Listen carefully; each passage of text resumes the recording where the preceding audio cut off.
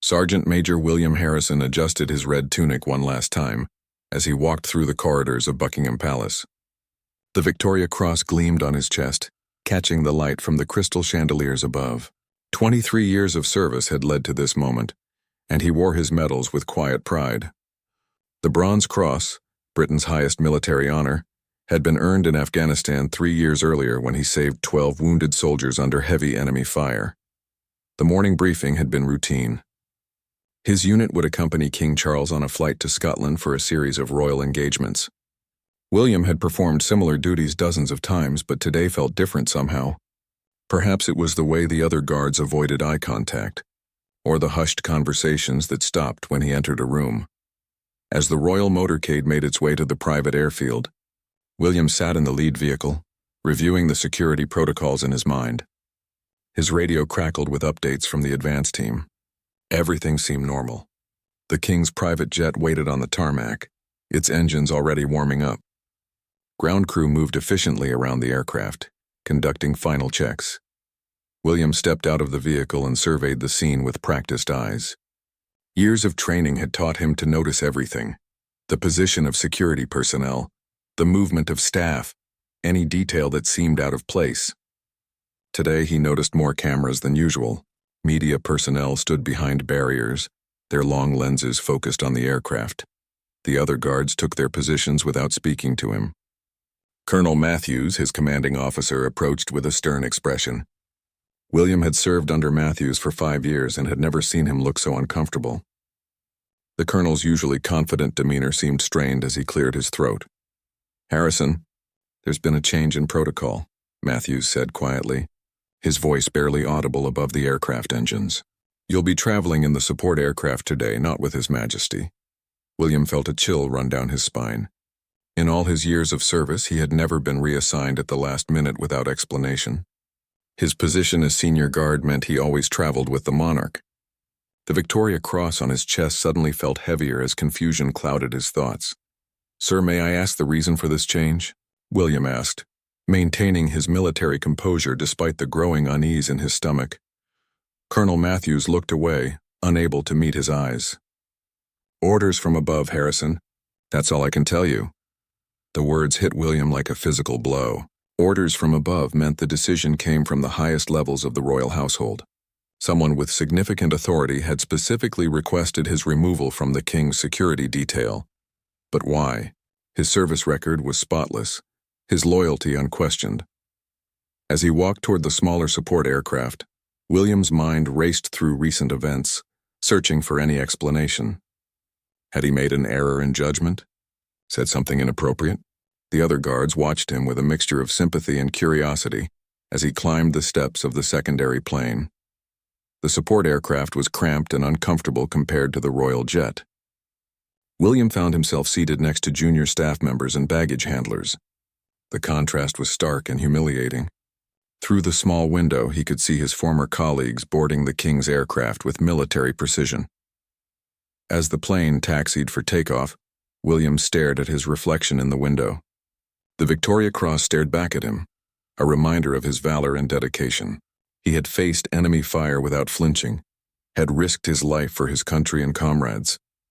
Yet here he was, demoted without explanation, separated from his duty to protect the monarch he had sworn to serve. The aircraft lifted off, and William watched the royal jet take off minutes later. Inside that plane, King Charles would be settling into his private cabin, probably unaware of the drama that had just unfolded among his security detail. The irony wasn't lost on William that he was flying to protect a king who apparently no longer trusted him to be in the same aircraft. His phone buzzed, with a text message from his wife Sarah. She had seen the news coverage of the departure and noticed something was different about the security arrangements. Her message was simple but loaded with concern. "Everything all right, love?" William stared at the message for a long moment before typing back. "All fine. We'll call you tonight." It was a lie, and they both would know it. Nothing was fine. His career, his reputation, everything he had worked for seemed to be crumbling around him. The worst part was not knowing why. In the military, soldiers faced their accusations head-on. They had a right to understand the charges against them, to defend themselves with honor. But this felt different. This felt like a shadow falling across his service record, a stain that would follow him for the rest of his career. As the aircraft continued its journey north, William closed his eyes and tried to make sense of what was happening to his life. The flight to Scotland stretched endlessly as William sat in uncomfortable silence. The other passengers on the support aircraft seemed to sense his isolation and kept their distance. He could feel their curious glances, no doubt wondering why a Victoria Cross recipient was traveling with the luggage instead of protecting the king. Captain Reynolds, a younger officer William had mentored for 2 years, finally approached him. The captain's face showed genuine concern as he took the empty seat beside his former superior. Reynolds had always looked up to William, seeing him as the epitome of what a royal guard should be. "Sir, I don't understand what's happening," Reynolds whispered, glancing around to make sure no one else could hear. "The men are talking. They say there was an incident report filed yesterday, but nobody knows what it was about." William's heart sank further. An incident report explained everything and nothing at the same time. Someone had filed an official complaint against him, serious enough to warrant immediate action but vague enough to leave him in the dark about the specific allegations. "I don't know either, Captain," William replied honestly. "I've racked my brain trying to think of anything I might have done wrong, but I keep coming up empty." Reynolds leaned closer, his voice dropping to barely a whisper. "Some of the lads heard Colonel Matthews on the phone this morning before the briefing. He mentioned something about inappropriate conduct and maintaining royal dignity, but that's all anyone caught. Inappropriate conduct." The words echoed in William's mind like a death sentence. In the royal household, such allegations could destroy a career instantly. The monarchy's reputation was paramount, and any hint of scandal was dealt with swiftly and brutally. But what could he have possibly done that qualified as inappropriate? His thoughts drifted back to the previous week's events. There had been a state dinner at the palace, attended by foreign dignitaries and members of parliament. William had been on duty that evening, standing guard during the reception. He remembered every detail of his behavior that night, and nothing seemed out of place. The aircraft began its descent toward Edinburgh, and William could see the Scottish countryside spreading below them. Normally, the sight would fill him with pride, knowing he was part of protecting the monarch during these important visits. Today, it only reminded him of how far he had fallen. As they landed, William watched through the window as the king's jet touched down on the parallel runway. Even from a distance, he could see the familiar choreography of a royal arrival. The red carpet was already in place, dignitaries waited in formation, and his former colleagues moved into their protective positions around the aircraft. When William's plane came to a stop, he remained seated as the other passengers disembarked. Through the window, he watched as King Charles emerged from the royal jet, waving to the small crowd of officials who had come to greet him. The king looked relaxed and dignified, completely unaware of the personal crisis unfolding among his protection detail. Colonel Matthews appeared at William's aircraft, climbing the steps with determined strides. His face was grim as he approached William's seat. Behind him, William could see 2 military police officers waiting at the bottom of the steps. "Harrison, you need to come with me," Matthews said quietly.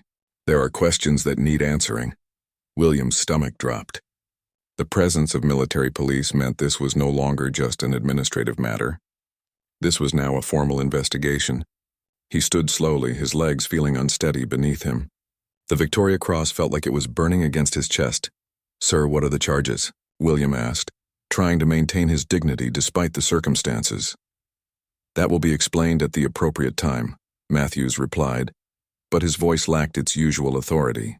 William could tell his commanding officer was troubled by the situation, but was following orders he couldn't question. As they descended from the aircraft, William noticed the media cameras turning in their direction. The reporters who had come to cover the king's arrival were now focusing on the unusual scene of a decorated guard being escorted by military police.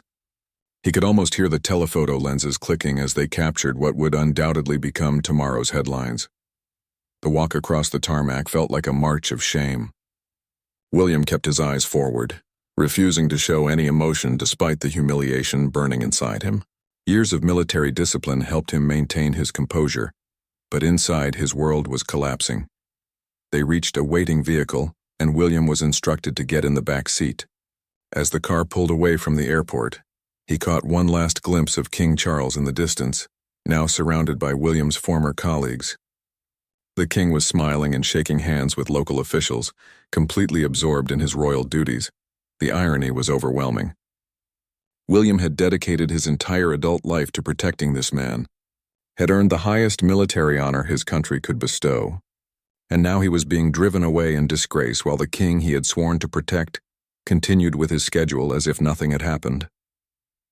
As Edinburgh's ancient streets passed by the window, William realized that his life as he knew it was over. Whatever came next, whatever the investigation revealed, his career in the Royal Guard was finished. The Victoria Cross on his chest had once represented his finest moment.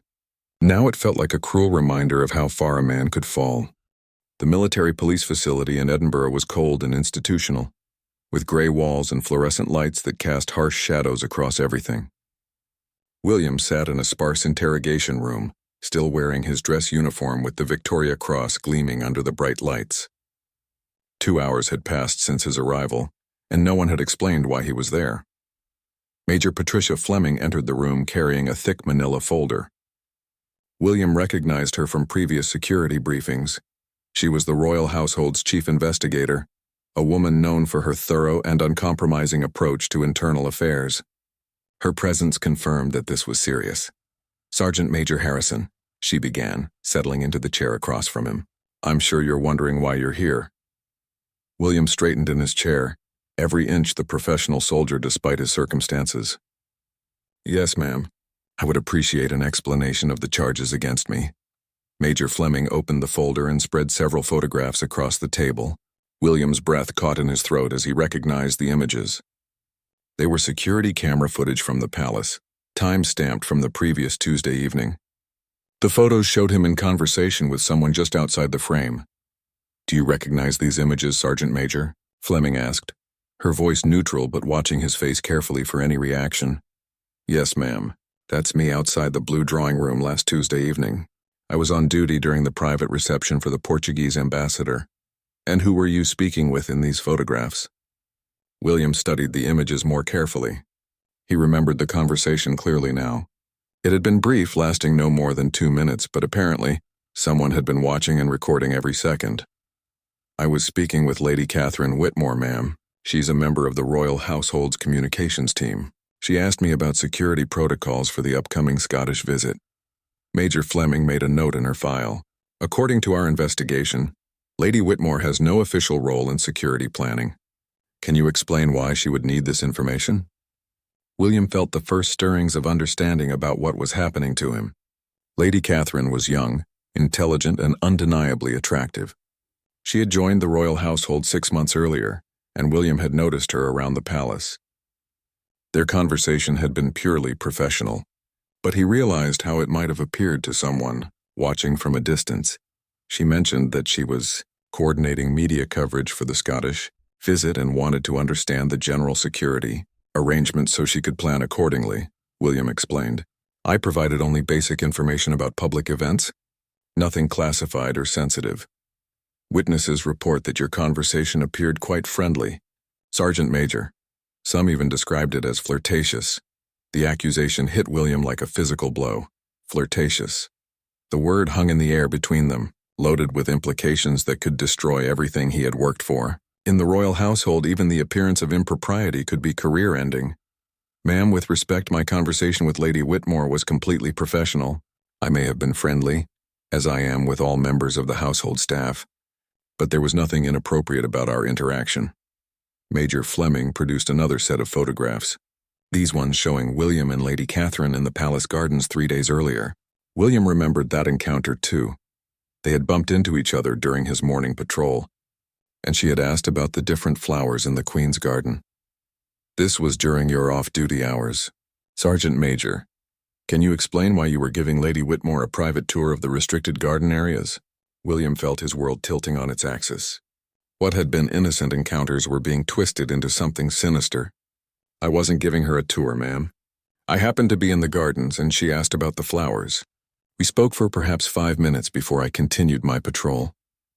Our investigation suggests a pattern of inappropriate familiarity between you and Lady Whitmore." Multiple staff members have reported observing you seeking her out for conversation on several occasions. That's not accurate, ma'am. Our conversations were chance encounters, always brief, and always professional in nature. Major Fleming leaned back in her chair, studying William's face. Sergeant Major, you've served with distinction for over 2 decades. Your record is exemplary and your Victoria Cross speaks to your character under extreme circumstances. But the royal household cannot tolerate even the appearance of impropriety among its senior staff. William felt his career slipping away with each word. Ma'am, I understand the importance of maintaining proper standards, but I have done nothing wrong. If Lady Whitmore has made any complaints about my behavior, I would appreciate hearing them directly. Lady Whitmore has made no complaints. In fact, when questioned, she described your interactions as pleasant and professional. However, the perception among other staff members is what concerns us. The room fell silent as the implications sank in. William was being punished not for anything he had done, but for how his actions had been interpreted by others. Gossip and speculation had been elevated to the level of evidence, and his reputation was being destroyed by whispers and assumptions. What happens now, ma'am? William asked, his voice steady despite the chaos in his mind. You're being temporarily relieved of your duties pending a full investigation. You'll be reassigned to administrative duties at Wellington Barracks while we complete our inquiry. Your security clearance is suspended effective immediately. 23 years of exemplary service reduced to administrative work because he had been polite to a colleague. William thought of his wife Sarah, of how he would explain this disgrace to their children. He thought of his fellow guards, probably already spreading rumors about why he had been removed from the king's detail. How long will this investigation take? He asked. These matters are thorough by necessity. It could be weeks, possibly months. I suggest you use this time to reflect on the importance of maintaining appropriate professional boundaries. As Major Fleming gathered her files, William realized that even if he were eventually cleared of wrongdoing, his career in the Royal Guard was over. The shadow of suspicion would follow him forever.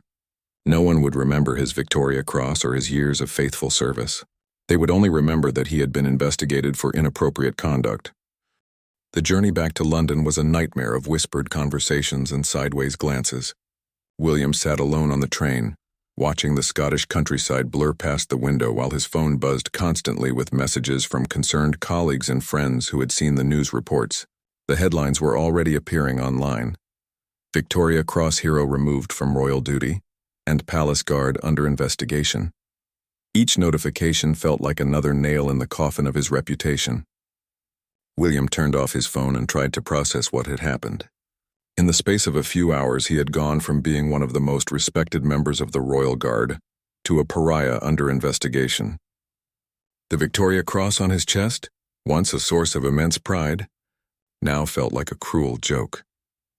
When he arrived at Wellington Barracks, William was directed to a small administrative office in the basement of the building. The contrast with his previous prestigious posting at Buckingham Palace couldn't have been more stark.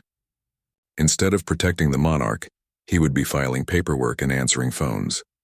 Instead of wearing his dress uniform with pride, he would be relegated to mundane duties while investigators examined every aspect of his conduct. Sergeant Collins, a career administrator with 20 years of pushing papers, greeted him with barely concealed sympathy. Collins had heard the rumors and seen the news, and he understood what this assignment meant for a man of William's stature.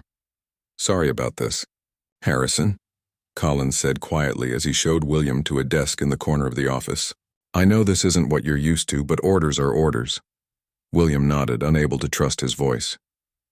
He sat down at the metal desk and stared at the stack of supply requisitions and personnel reports waiting for his attention. This was what his career had been reduced to, counting ammunition and processing leave requests for junior soldiers. His first day passed in a haze of mundane tasks and awkward silences. Every soldier in the building knew why he was there, and their discomfort was palpable.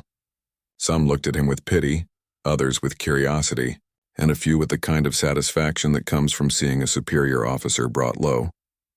That evening, William finally returned home to face his wife Sarah and their 2 teenage children. The house that had always been his sanctuary now felt like another place where he would have to explain his disgrace. Sarah met him at the door, her face showing the strain of a day spent fielding phone calls from reporters and concerned neighbors. "The children know something's wrong," she said quietly as she took his coat. Emma saw the news on her phone at school, and James heard it from his friends. They're confused and worried. William sat down heavily in his favorite chair, suddenly feeling every one of his 45 years. "What do I tell them? That their father is being investigated for talking to a woman at work? That 23 years of service can be destroyed by office gossip?"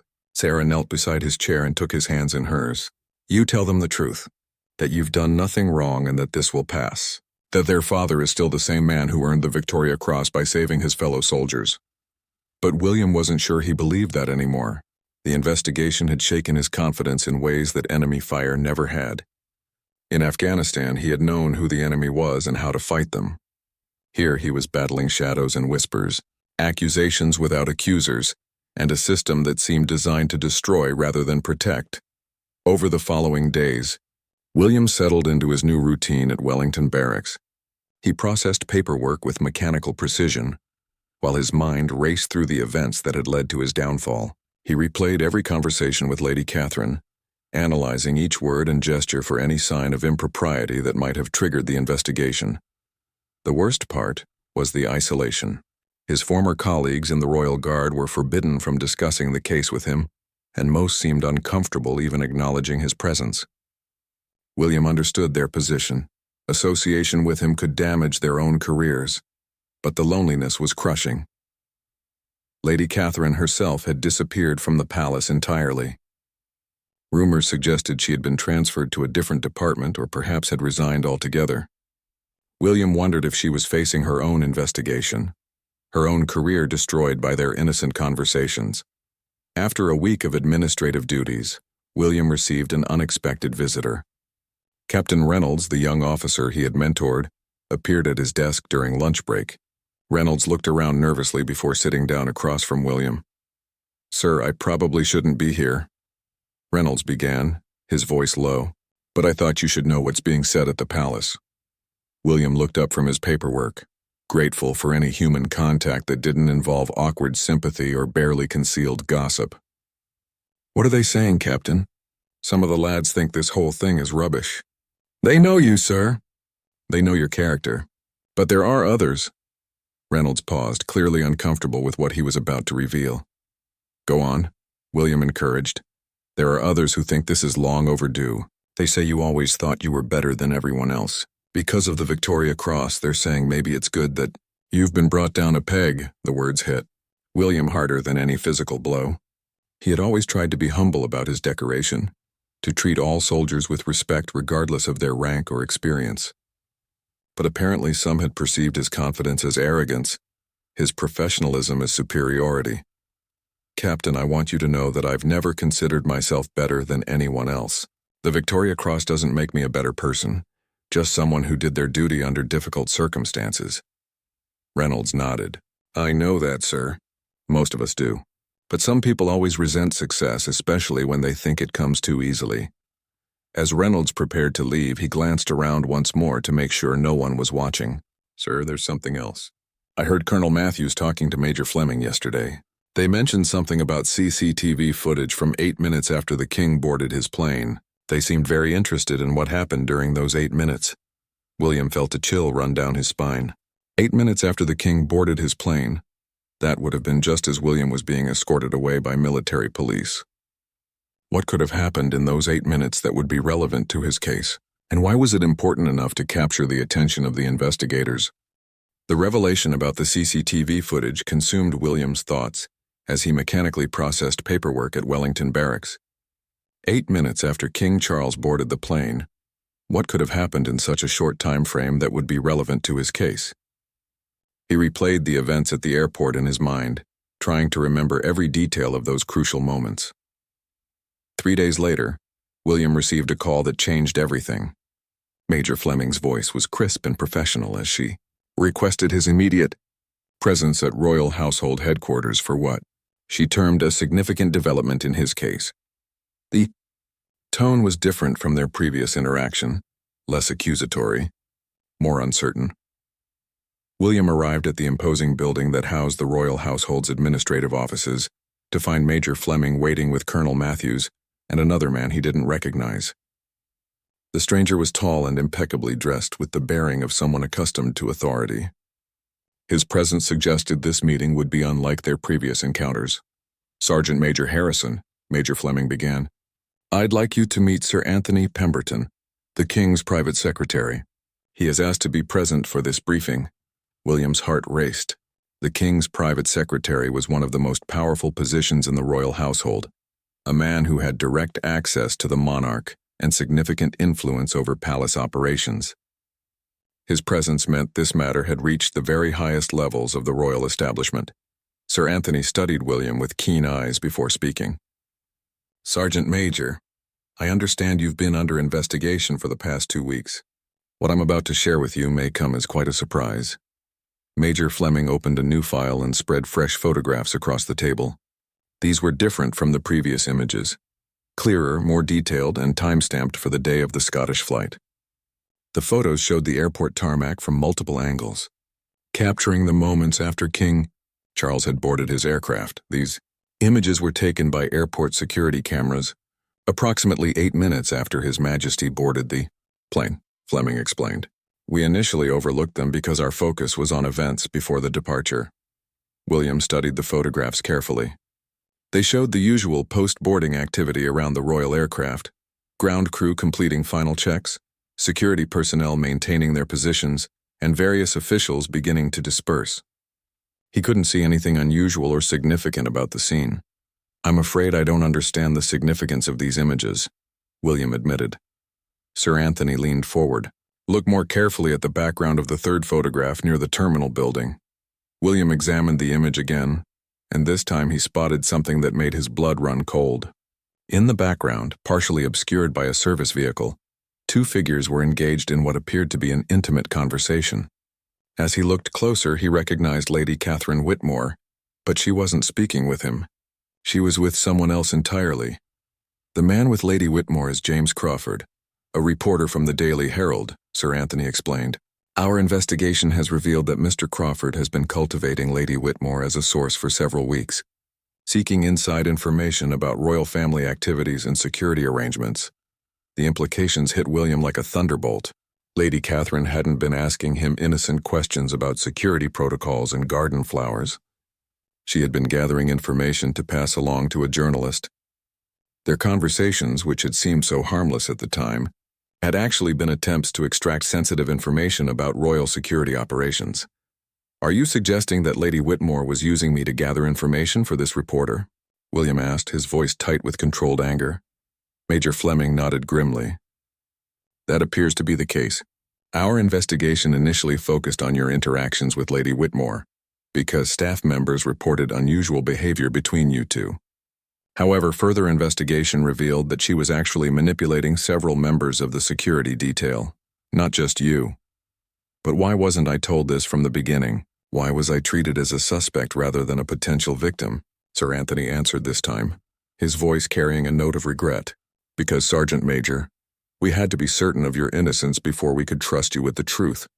A security breach involving a member of the Royal Guard could have devastating consequences. We needed to investigate every possibility, including the chance that you were complicit in the information gathering." William felt a mixture of relief and fury washing over him. Relief that his name was being cleared, but fury at the way he had been treated during the investigation. His reputation had been destroyed, his career derailed, and his family subjected to public scrutiny, all because investigators had assumed the worst about his character. "The good news," Colonel Matthews interjected, "is that our investigation has found no evidence that you provided any sensitive information to Lady Whitmore. Your responses to her questions were appropriate and professional. You gave her only information that was already publicly available or general in nature." "What about Lady Whitmore and this reporter Crawford?" William asked. "Lady Whitmore has been arrested and charged with breaching the Official Secrets Act," Sir Anthony replied. "Crawford is also facing charges related to attempting to corrupt a government employee. The information they gathered was limited, thanks in part to your professional discretion, but any breach of royal security is treated with the utmost seriousness." Major Fleming gathered up the photographs. "Sergeant Major Harrison, on behalf of the royal household, I want to apologize for the way this investigation has been conducted. While our caution was necessary from a security standpoint, we recognize that your treatment has been unfair given your exemplary service record. William listened to the apology, but the damage had already been done. The newspapers had already labeled him as a guard under investigation. His children had faced questions at school, his wife had endured suspicious looks from neighbors, and his fellow soldiers had seen him reduced to filing paperwork in a basement office. "What happens now?" he asked. Sir Anthony stood up, signaling that the meeting was coming to an end. "That, Sergeant Major, depends partly on you. Your security clearance will be reinstated immediately, and you'll be eligible to return to your previous duties. However, we understand if you feel that your relationship with the royal household has been irreparably damaged by these events." William realized he was at a crossroads. He could return to his position, try to rebuild his reputation and continue serving the crown that had treated him so poorly during this crisis. Or he could walk away with his dignity intact, leaving behind a career that had defined his entire adult life. The Victoria Cross on his chest caught the light as he considered his options. The medal represented his finest moment, but these past weeks had shown him that past achievements offered little protection against suspicion and institutional betrayal.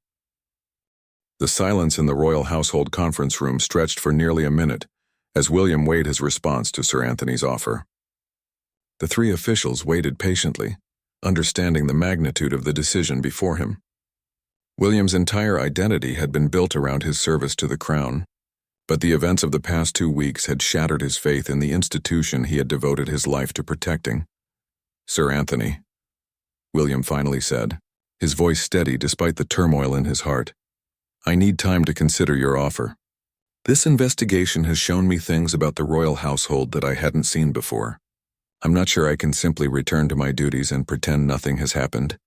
Sir Anthony nodded with what appeared to be genuine understanding.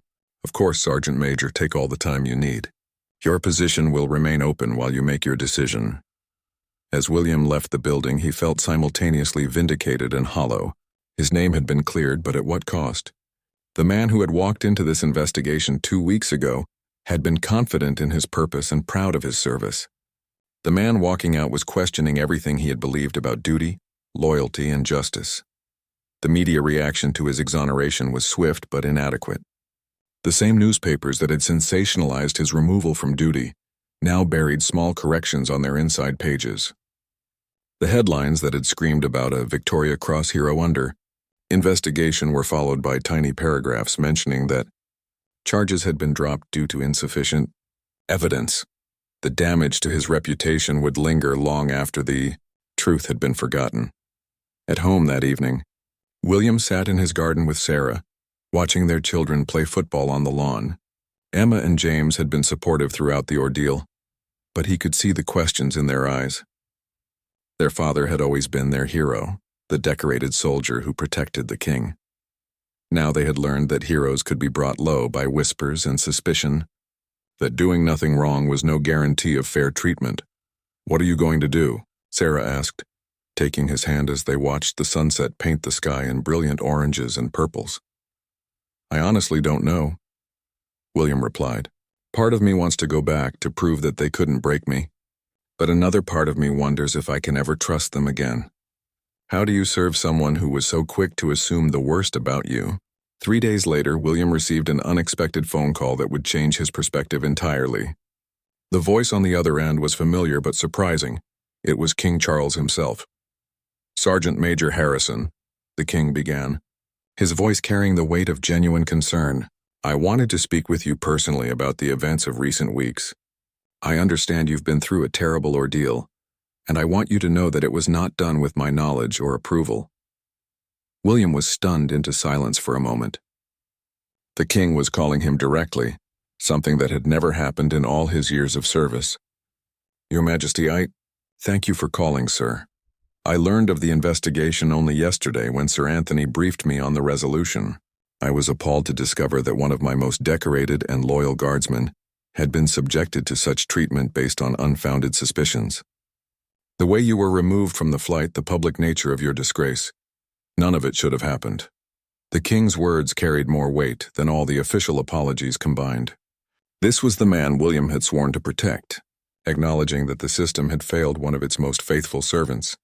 "I want you to know," the king continued, "that I have ordered a complete review of how such investigations are conducted in the future. No member of my household should endure what you have experienced. Your service record speaks for itself, and your Victoria Cross represents the kind of courage and selflessness that we should celebrate, not punish with suspicion." William felt tears welling in his eyes for the first time since the ordeal began. "Sir, Your Majesty, I don't know what to say. Say you'll consider returning to your duties, not because the institution demands it, but because I personally am asking you to give us another chance. The royal household needs people of your character, now more than ever." That evening, William called Sir Anthony to arrange a meeting. When they sat down the following day, William's decision was clear. "Sir Anthony, I've decided to return to my duties, but with conditions," William stated firmly. "First, I want a formal apology issued to clear my name publicly, not buried in small print. Second, I want assurances that the investigation procedures will be reformed to prevent other innocent personnel from experiencing what I went through." Sir Anthony nodded approvingly. "Those conditions are entirely reasonable, Sergeant Major. In fact, His Majesty has already instructed me to ensure both requirements are met." Within a week, a full press statement was released acknowledging that Sergeant Major William Harrison had been completely exonerated of all allegations and recognizing his continued exemplary service. The statement also announced new protocols for internal investigations to ensure fair treatment of all personnel. On his first day back at Buckingham Palace, William was surprised by the warm reception from his colleagues. Many approached him privately to express their support and admiration for how he had handled the crisis. Captain Reynolds was among the first to greet him. "Sir, I just want to say that watching how you conducted yourself through all this made me proud to serve under you," Reynolds said with genuine emotion. "You never lost your dignity, never spoke ill of anyone, and never stopped being a soldier. That's the kind of leader I hope to become." As William resumed his duties, he found that the ordeal had changed him in unexpected ways. He was more compassionate with junior soldiers facing disciplinary issues, more aware of how quickly reputations could be destroyed, and more appreciative of the genuine support he had received from family and true friends. The Victoria Cross on his chest still gleamed as brightly as ever, but now it carried additional meaning. It represented not just his courage under enemy fire, but his resilience under a different kind of attack. He had faced both bullets and bureaucracy, and emerged with his honor intact. Lady Catherine Whitmore was sentenced to 18 months in prison for breaching the Official Secrets Act. James Crawford, the journalist, received a 2-year sentence for his role in the conspiracy. Their story served as a reminder that threats to royal security could come from unexpected sources, and that vigilance was always necessary. 6 months later, William was promoted to warrant officer, a recognition of both his exemplary service and his grace under pressure during the investigation. The promotion ceremony was attended by King Charles himself, who personally pinned the new rank insignia on William's uniform. "Sergeant Major Harrison," the king said during the ceremony, "you have shown that true character is revealed not in moments of glory, but in moments of trial. Your service to the crown has been exemplary, but your conduct during recent difficulties has been inspirational." As William stood at attention, surrounded by his fellow soldiers and his proud family, he reflected on the journey that had brought him to this moment. The investigation had nearly destroyed his career and reputation, but it had also revealed the depth of support from those who truly knew his character. The experience had taught him that institutions, even those he revered, were imperfect and capable of injustice. But it had also shown him that individual relationships, with the king, with his family, with true friends and colleagues, could transcend institutional failures. William Harrison continued to serve with distinction for several more years before retiring with full honors. His story became a cautionary tale within the royal household about the dangers of rushing to judgment and the importance of treating all personnel with fairness and respect. The Victoria Cross remained his most prized possession, but those who knew him well understood that his greatest achievement was not what he had done on a battlefield in Afghanistan, but how he had conducted himself during those dark weeks when everything he valued was under attack. In the end, that may have been his finest moment of service to the crown he had sworn to protect.